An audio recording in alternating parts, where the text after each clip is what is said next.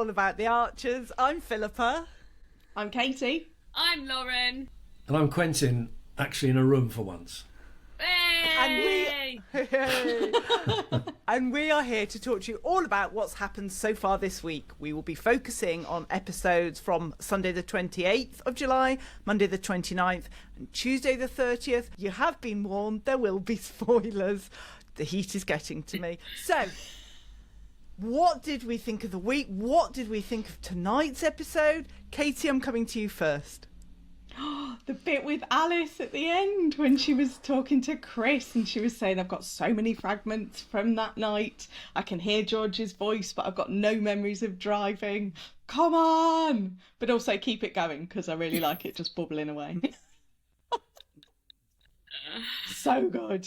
When will that all come together, though? Because if she gets her memory back, say, I mean, she was super drunk anyway, so are you really going to get that memory back? And then also, who's going to believe you? Like, where is that going? Like, what's going to be the moment? I'm really interested to find out what's going to be the moment. I don't think she'll get her memory back. I think it's more George is going to crumble because he's going to panic because she starts saying, well, I remember hearing your voice. Why would I hear your voice? Or it'll be in court and she'll be saying stuff and then he'll start to be like, and I think he'll crumble. I think her little bits of memory will be a good backup for him. But it'll be him, not her, I think. Well, I mean, he was fragmenting himself tonight, wasn't he, when he turned down Tilly? Shouting at Chelsea, some things are bigger. I'm not able, I can't. The guy's cracking. And we just need Joy to remember about that cider fruit drink. And I think then he's had it then, hasn't he? I think he's just crumbling, isn't he? He's breaking. He's broken. It's a broken young man. Visibly looking dishevelled, hasn't had his hair cut. His mum's had to force him into having his hair cut, and normally he takes a lot of pride in his appearance. Like, it's all going for him, isn't it? Emma and Susan have noticed a change in behaviour as well. Yeah. He's not his normal I think George... misogynistic self. He's a miserable misogynistic person. Yeah. It's wonderful, though, how the pressure is mounting and it's just chipping away. I think it's extraordinary. I did see Perdita, who plays Kate, with a script. She didn't show anything of the script, but she said it's along the lines of it was her most favourite script that they're recording at the moment. So that's exciting. So is that about 3 months in advance, or have I got that wrong? Is that 6 weeks in advance? It's normally 6, isn't it? Yeah, it's a few months. Is it 6? Yeah. Let's not exaggerate here.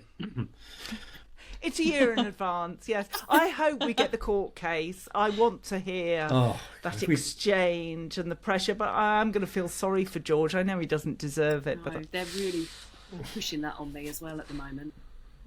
If we don't get the court case, I'm out of here, okay? I want to prior warning. Sorry. Not allowed. Okay. Wow. We've talked a bit about tonight. Let's talk about tonight and the other nights. Faves, Katie, what other faves have you had? I really enjoyed Brian and Jazz's awkward small talk at the petrol pump tonight as well. Just because you'd never get small talk because it's such a short kind of episode. You never get the little, oh, how you doing? How's the kids?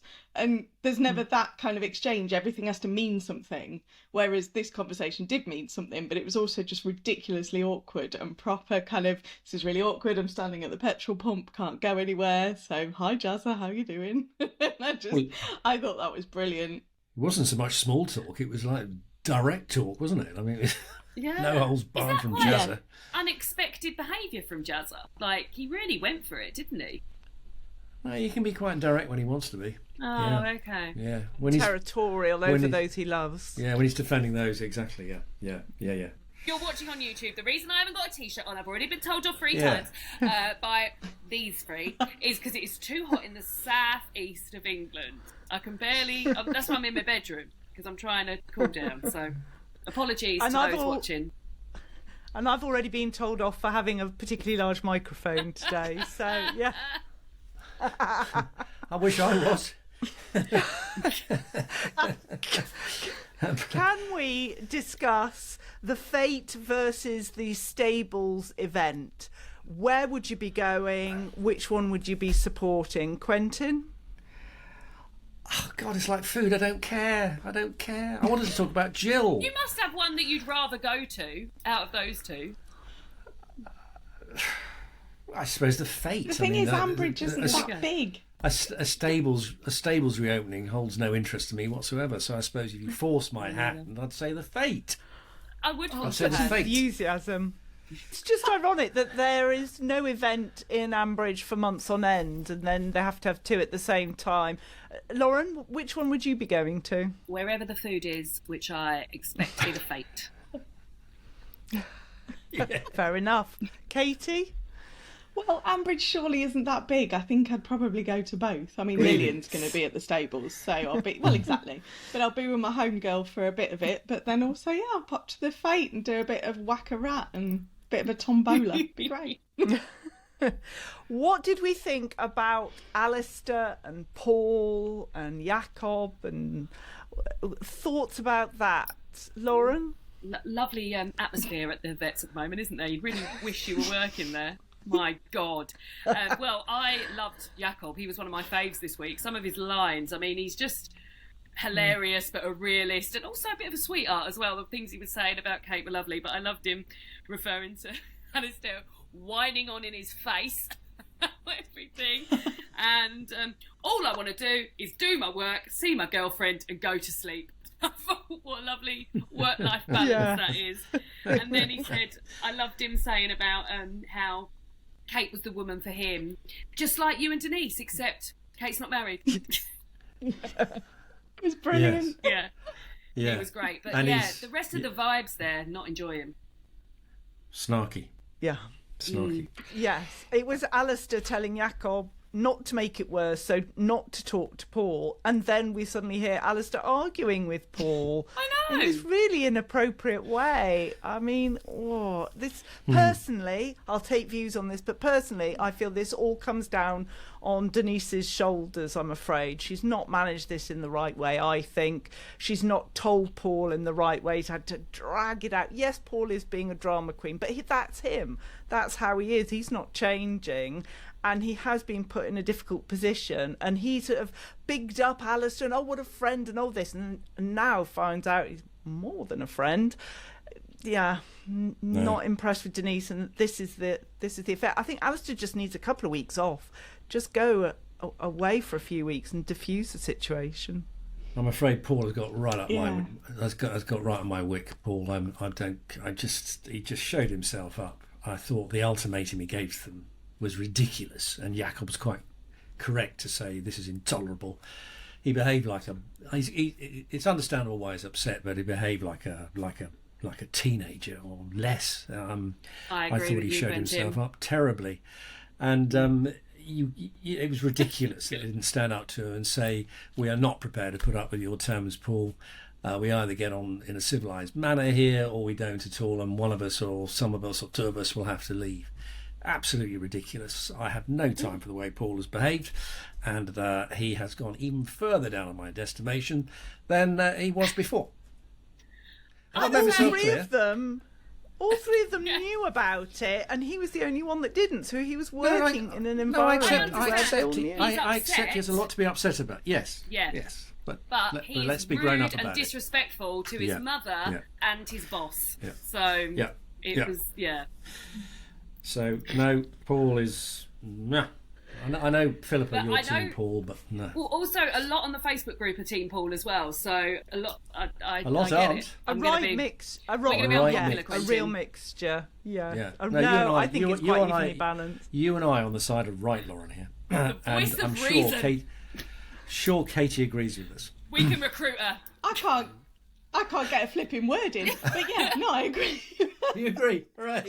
I totally agree. I think, yes, they should have told Paul earlier, but also Paul needs to see the bigger picture, that there wasn't actually a right time to do it, and they were getting round to it. Yes, it should have been sooner, but they were getting round to it. And he just needs to, he is an adult, and he needs to grow up a little bit and act like an adult. And it's Jacob was the star of the week for me. I loved him. I thought he was absolutely brilliant. His words to everyone. I want him to take over the practice, and everyone else. I've written down. Everyone else can bog off. Goodbye. I love the way when Alistair approached him and said, I need some advice. And he said, I really am not the right person for this. And Alistair said, you're perfect.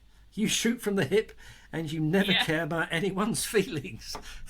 It's just spot on. I disagree, because I do think Jakob does care. Yes, his delivery, he does. Yeah, exactly. But he's very non-conformist in the way he cares. Yeah, he does it in a different way. Just direct. Yeah, and you need that, and that's why Alistair wanted to hear from him, and he got it. Yeah. He was great. He's a great person to have around. I think I would like someone like Jakob around, just telling me like, pack it in, Lauren, that sort of thing. Yeah. She's gonna fancy Jakob now. Flipping out. It's already happened. Oh God. Yeah. He's not safe. Didn't take long. Can we talk about the most important subject this week, which is food? Yeah. And I have to give 20 gold stars to the writer this week, Naila Ahmed, because my goodness, have we had biscuits galore, which I'm very happy about. So we've got biscuits, tin of biscuits, chocolate cupcakes, and a cuppa and a chocolate biscuit. A variety of lovely things. What did I miss? Yeah. Posh biscuits. Sherry with the girls. Yes, that was the tin, but yeah. Cake, good book. Cake with the birthday candles. Also, there was a mention of picnic and 2 mentions of lunch. Philippa. Oh, you see, I was so taken by the mention of biscuits, I just couldn't go. That was it. I couldn't think further than that. That is a very good book, Quentin. I particularly recommend the audio book. Have you finished it? We're back in the room. Oh, great. Good. No, I just felt it was testament to us, the mention of biscuits, and I was very, very grateful for it. So I'm sure it was included because of us. I'm sure. Yeah. Yes. I like to think so. Yes. Can I just say I was delighted to hear that Brian was back. Thank you very much. I bet you were. Absolutely Can delighted. we go on to Star of the Week? We've had a couple of mentions, but Quentin, your Star of the Week? Well, it's Jakob. Incontrovertibly, he's way out ahead. But did I just say that I was pleased that Brian was back as well? You can. And we have accepted that. Yes. Noted. Yes. Katie, your Star of the Week? It was Jakob. Yeah, Chris was a close second, but it was Jakob. Lauren? Jakob. Philippa? Yeah. Well, I was going to say Jakob, but I'm going to say Paul. So there. Bye. Leave. What is going on? The category is Star of the category is Star of the Week, not Diva of the Week. Yeah, Child of the Week. Outrageous. It's my opinion. I'm entitled to it. Okay, predictions. We've run out of time, but Katie, your predictions. Got a couple. So Emma gives George a haircut with her chainsaw. That was before tonight's episode. I was kind of hoping that was going to happen, but sadly didn't. And then I've either got that Tilly Button's going to have a voice, or she's going to take George backpacking and he's going to miss the trial because he's going to run off with Tilly Button. I'd with that as one of mine. Yeah. Lauren? I've got a measurable one, guys, because I think George is going to crack before our next episode. Oh! I think we're before on the four of us are together. Before next week. I think we're on the very brink of him having a fallout, like it all coming out. So I think by next week, you two have to say, was she right? Was she wrong? I reckon he's going to crack by next week. Wow, Quentin?